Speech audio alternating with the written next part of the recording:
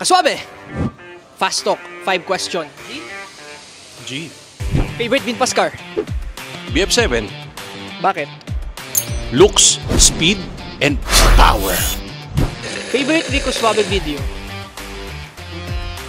Siyempre yung VinFast fan meet natin. Bakit?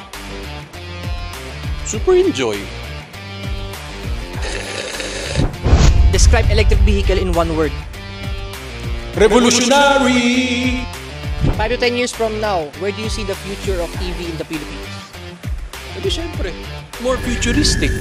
Hindi, joke lang. 5 to 10 years from now, well-developed na yung mga charging stations natin. More technology para sa mga EV, easier sa maintenance, and siyempre, bigger savings. Saan ka pa? Charge lang, di ba? Kaswabe! O, teka lang. Nakalimang question ka na. If you want me to answer more questions, pupunta ka sa aking YouTube channel and hit the subscribe button and wait for my next video upload. Bye!